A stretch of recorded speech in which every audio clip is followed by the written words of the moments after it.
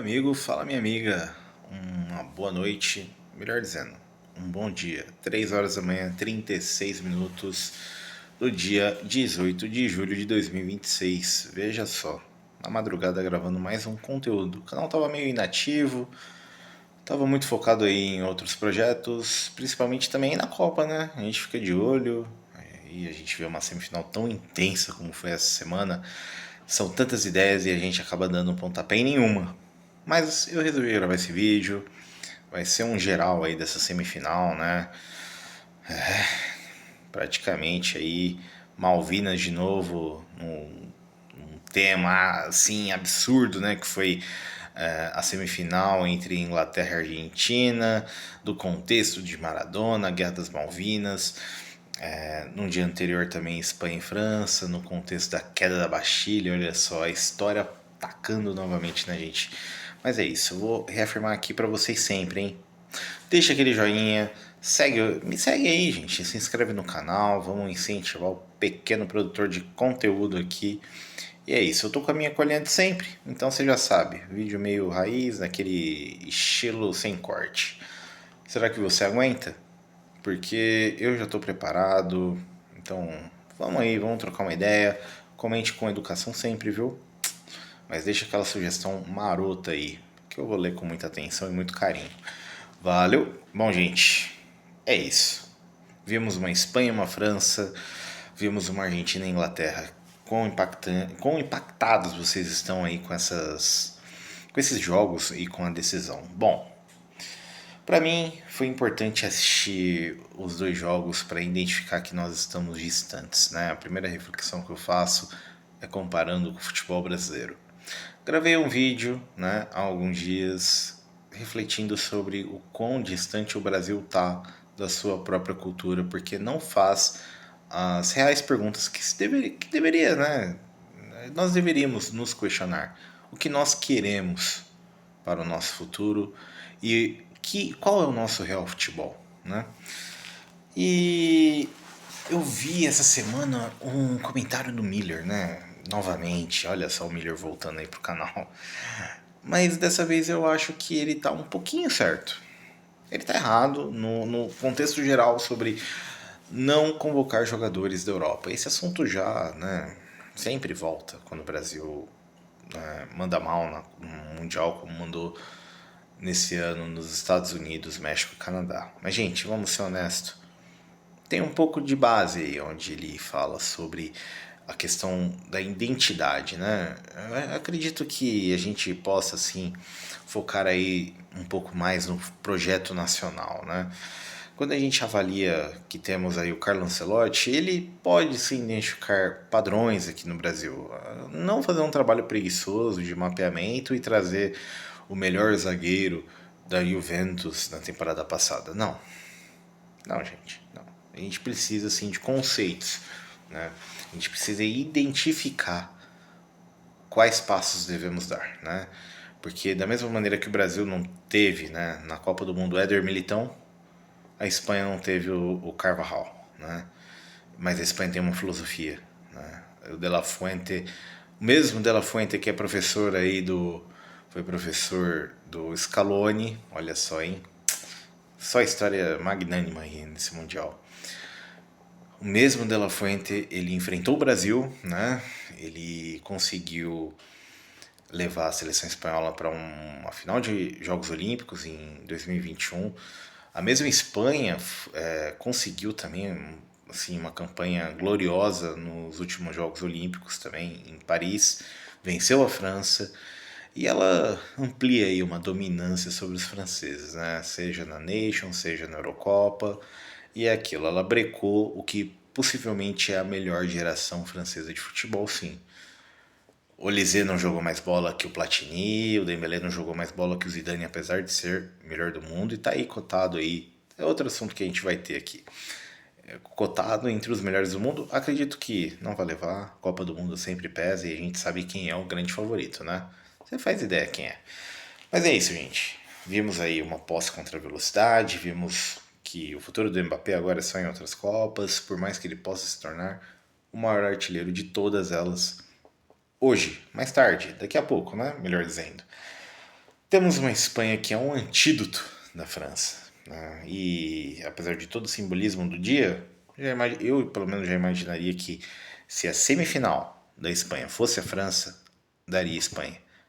Agora, olha que loucura, né? No meu palpite eu coloquei a Alemanha na final porque eu jurava que a Alemanha ia pro Mundial com aquela sede de vingança contra os espanhóis, né? Aquela mão do Cucurella, tudo mais, aquele contexto, aquele dissabor, né? Da última Eurocopa, a derrota em casa, né? Foi muito frustrante para os alemães comandados por Nagelsmann. E é isso, gente.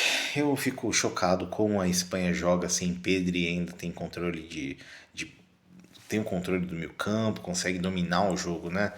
Incrível como a Espanha dita qual jogo ela vai jogar. Ditou contra Cabo Verde, deu errado, mas ela ditou o jogo. E foi o primeiro jogo. Isso não quer dizer nada. A Espanha tropeçou quando poderia tropeçar. As outras não. A França tropeçou quando ela não podia e perdeu. Então é assim que funciona o futebol. Aí a gente pode falar da pressão pós-perda que a França imprime. Exemplar. Mas erros pontuais. Esses erros individuais, como o do Digne ou até mesmo do Rabiot, quando tomou o cartão amarelo, comprometeu a seleção francesa. Né? Então esse é o grande resumo que eu faço do jogo. Uma seleção dominada e Deschamps não consegue mais extrair o que há de melhor do seu próprio trabalho, né? Ele ficou refém àquilo que a sua glória de fazer uma França que joga bola, mas que tem alguns limites táticos aí. Vamos ver com o Zidane, né? Qual é a sua aposta? Eu acredito que vai dar muito certo, tá, gente? Vai dar muito certo. Zidane é um cara inventivo que sabe gerir muito bem um grupo, né? Apesar de ter alguns algozes aí no futebol como Gareth Bale ou até mesmo James Rodrigues, mas a gente sabe qual é o nível de comprometimento desses atletas, né? Qual foi? É isso, né? A gente sabe que a Espanha vai vir com tudo contra a Argentina, mas logo mais a gente volta aí. Fazendo essa reflexão sobre o Brasil também, acredito que, né, a gente ponderou muito bem. Agora, sobre a Inglaterra e a Argentina, nada a declarar. Acredito que o que a gente viu aí, o resumão, dois conceitos que a gente pode colocar. Coração, Messi. São as duas palavras da Argentina. É basicamente como a Inglaterra não sabe reagir às situações onde ela se coloca. A Inglaterra se colocou nessa posição inglória de tomar um empate no fim do jogo. Muito se destaca aí a falta de protagonismo dos seus craques, né? Isso me remete muito ao passado. Bellingham, ele teve aí um lado meio David Beckham, Steven Gerrard, Frank Lampard. Nem sempre você é o cara, mas ele ainda assim é maior que todos esses em Copas do Mundo, gente. Que Copa ele fez. Harry Kane, gente, é um grande atacante. Todo o meu respeito ao um dos favoritos também, né? Eu falei do Dembélé, o Harry Kane também tá aí nessa disputa da Bola de Ouro pela grande temporada que fez ao Bayern. Mas é isso, o talento individual pesa e o maior jogador do mundo hoje é o Messi. Com 39 anos jogando na Major League Soccer. E, bom, agora a gente tem uma final, né? A final das ideias. Eu deixei aqui esse registro porque eu coloco que é um sistema contra a sobrevivência e é uma organização contra a adaptação. A Argentina, ela se adaptou e ela vai ter que enfrentar a seleção mais organizada desse Mundial. A gente sabe que de um lado tem Messi, mas do outro não é Yamal. O Yamal pode acabar com o jogo, fazer 3 gols. Para mim, o melhor jogador da Copa do Mundo se chama Rodri. Que jogador impressionante. E fica aí a minha crítica a todos aqueles que apontavam ele como um jogador abaixo de todos os outros meias espanhóis. Acredito que o Iniesta foi mais técnico, mas Rodri foi mais dominante. Acredito que o maior jogador espanhol de futebol talvez seja Luis Soares dos anos 60, que eu vi foi Xavi. Xavi foi assim, icônico, que jogador. Uma grande referência do futebol espanhol. Era dominante tal qual o Rodri é hoje. Só que o Rodri ele ainda tem um lado mais sofisticado de marcação, tá?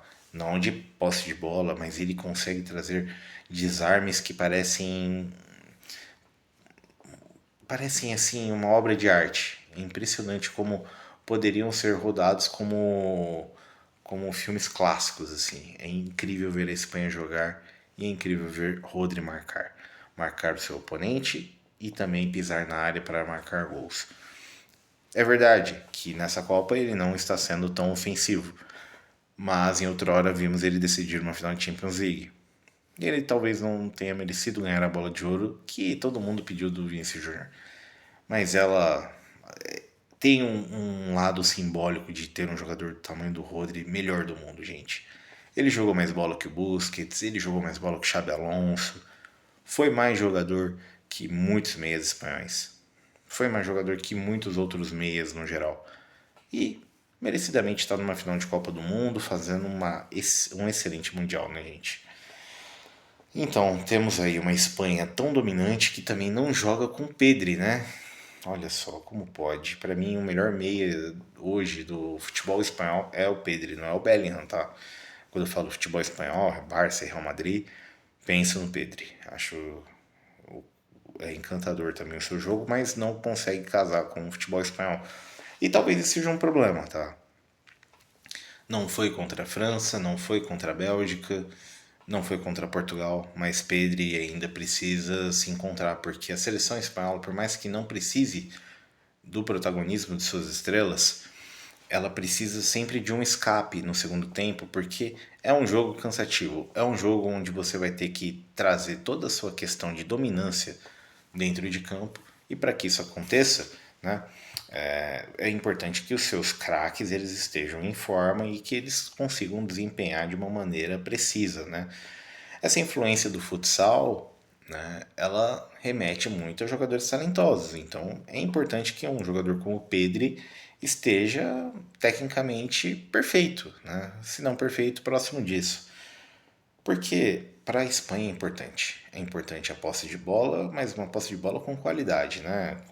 Onde ela consiga fazer uma posse de bola, né? Com uma intenção de jogo real, né? Onde tem a ocupação dos espaços, onde tenha trocas posicionais, onde tenha toda essa questão do futebol artístico, mas sem firula, né? E é isso, gente. É isso. Eu acredito que essa hierarquia coletiva contra a questão da adaptação argentina e é incrível, né? Como o Messi, ele ainda tá no debate, né? Ele é... o- o- São tantas frases icônicas, né? Quando a gente fala sobre Lionel Messi. Um dia antes do jogo da Inglaterra e Argentina, a gente viu o Ibrahimovic falar que os ingleses conheceriam a perna esquerda de Deus, mas eles acabaram conhecendo a perna direita, né, no cruzamento de Messi para o gol de Lautaro. E o tão espetacular também golaço, né, do Enzo Fernandes. Mas o que eu quero dizer aqui é o quão icônico é, né? Porque você vê o Thierry Henry falou uma coisa incrível antes, acredito que tenha sido ontem. O Messi conseguiu duelar, né, contra uma geração de lendas quando ele surgiu. Você pode buscar aí, ó, vídeos dele driblando o Cannavaro, tendo duelos duros com Alessandro Nesta. Ele também teve duelos contra Roberto Carlos. Foi muito bem marcado contra lendas do futebol, mas também teve muito sucesso contra as mesmas, né? E o mesmo Messi também duelou contra contemporâneos. E também está duelando contra o futuro. Messi duelou contra lendas, contra o presente, contra o futuro. Porque ele é eterno. Que colocação do Thierry Henry. Impressionante, não é? Era um jogador com QI altíssimo dentro de campo. Assim, era um espetáculo ver o Henry. E é um espetáculo ouvir o Henry também, né? Ele é inteligentíssimo. Vale muito a pena, tá, gente? E isso me remete também sobre a posição do Messi, né, em relação ao que ele representa no futebol global, assim. Ele é o melhor jogador que eu vi jogar. E a gente vê aqui no Brasil algumas resistências na própria imprensa, né? A gente vê o Massini no Band Esportes, Sormani, né? Eu tendo a imaginar o Mark Spitz, né? Um grande nadador que teve. Gente, imagina se nós vamos parar para pensar aqui. Quem modernizou a natação é o maior de todos os tempos. E não foi o Phelps. O Phelps não modernizou nada, gente. Ele chegou lá, tinha uma piscina. Mas ele tem um talento nato. E ele tem um corpo para ser considerado o maior atleta da história. E ele é o maior atleta da história. Mas ele não modernizou nada. No basquete, o Jordan modernizou muita coisa, né? Existe uma NBA antes do Jordan e depois. Mas tiveram grandes outros jogadores antes, gente. Will Chamberlain,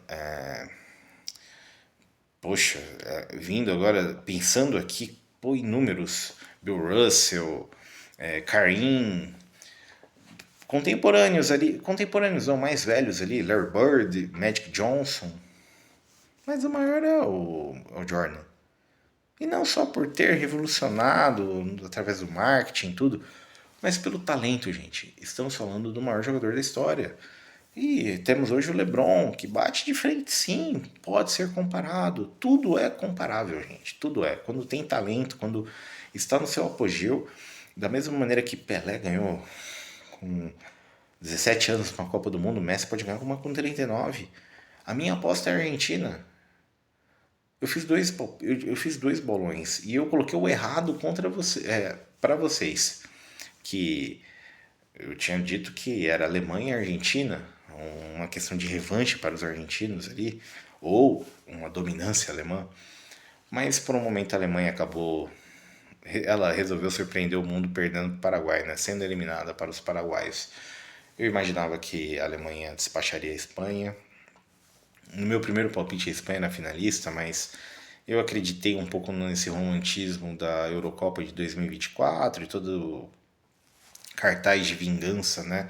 Que nós poderíamos ter testemunhado nessa Copa do Mundo, mas não foi o caso, né? A gente faz parte, é assim o futebol. Agora, pioneirismo e excelência são coisas super. Pioneirismo não é algo debatível. A história foi escrita. Pelé é o século XX, o Messi é o século XXI. E é o que eu defendo. No máximo a gente pode identificar que gerações não podem duelar, né? Quem é o maior da história é impossível. Pra mim não, tá? Mas eu respeito quem tem ainda essa ideia. E por que eu quero chegar em tudo isso? É porque hoje eu consigo entender que o favorito é a Espanha, mas para mim o grande vencedor da Copa do Mundo é a Argentina. Torço para a Espanha. Sempre gostei do futebol espanhol. Nunca entrei nessa rivalidade, porque eu sou São Paulino. Então, para mim, entre Barcelona e Real Madrid, o importante é o futebol imperar, né? Sempre me identifiquei com personagens, da mesma maneira que amava ver o Barcelona Guardiola, amei ter visto o Real Madrid do José Mourinho. Amei. Era o antídoto. E demorou para produzir esse antídoto e beberam dessa fonte de José Mourinho e ganharam lá décima, ganharam 3 anos seguidos com Zidane, porque ele construiu uma base daquele Real Madrid, né? Incrível. E eu espero que ele construa com Cucurella, com Courtois, com Bellingham, com Mbappé e Vini Júnior, mas não é esse o mérito. Vai ser lindo ver o Barcelona. O Barcelona ele tá traduzindo a final dessa Copa, né? Ele é o futebol. O Barcelona é o futebol. E a gente tem que entender isso. Eu adoro o futebol do Barcelona, acho que é impressionante, é um clube com uma cultura, questão de cultura, prefiro a do Barcelona em relação ao do Real Madrid. Dito isso, é incrível ver o Messi contra o futuro, né? Que é o Lamine Yamal, e o presente, que é o Rodri, esse grande meia, né? Como é incrível esse jogador, gente. Não é desde 2023 quando ele decidiu, não. Em 2024 ele fez uma grande Euro, apesar das pessoas estarem torcendo o nariz, tá? Pra mim, inegavelmente era o cara da Espanha e as pessoas não aceitam esse fato. E tudo bem, gente. Futebol tem essa questão subjetiva, até porque a melhor seleção do mundo é a Espanha. E ela é subjetiva também.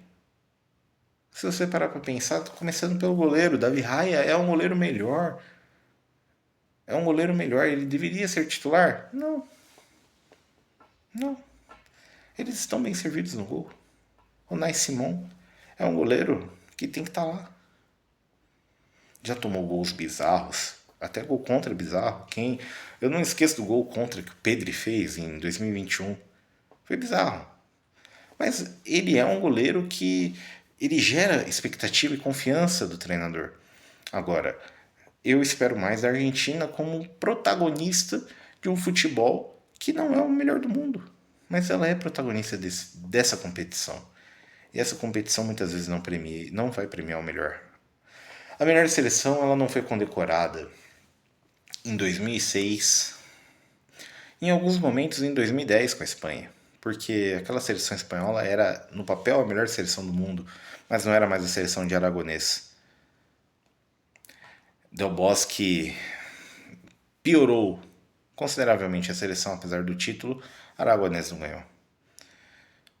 Mas a gente sabe que Luiz Aragonês ele formulou aquele time. E eu temo que se o De La Fuente não ganhar, a gente vai ver uma seleção espanhola no futuro podendo vencer sem ter esse futebol vistoso. Então é isso que eu identifico como crucial nessa minha análise no geral, tá, gente? O vídeo já tá longo, mas eu acredito muito que esse debate sobre o maior de todos os tempos, toda essa questão subjetiva, ela vai ficar em segundo plano. É claro que muito vai se debater acabando a Copa do Mundo, o Mundial, já vai ter a expectativa da bola de ouro. Agora, o que a gente tem aí é incrível como esse Mundial ele teve um sucesso impressionante. Toda a segunda fase foi incrível antes das oitavas ali. A gente já conseguiu ter grandes jogos, foi interessante sim esse formato. Imaginaríamos que não ia dar certo. O grande balanço que eu faço desse Mundial é que o futebol venceu, porque temos times que gostam de jogar com posse de bola, que se adaptam, que possuem ídolos relevantes para o esporte, não para apenas o seu país. Seria incrível ver jogadores sendo exaltados como Chaka. E ele fez uma grande Copa, mas ele é um ídolo nacional. É importante você ter um jogador do peso, talvez de um Bellingham, talvez de um Vinícius Júnior. Temos aí Messi, Rodri, Yamal. Na Argentina, a base campeã de 2022. É isso, gente. Eu acredito que no fim o futebol venceu. Vamos desfrutar de uma grande final.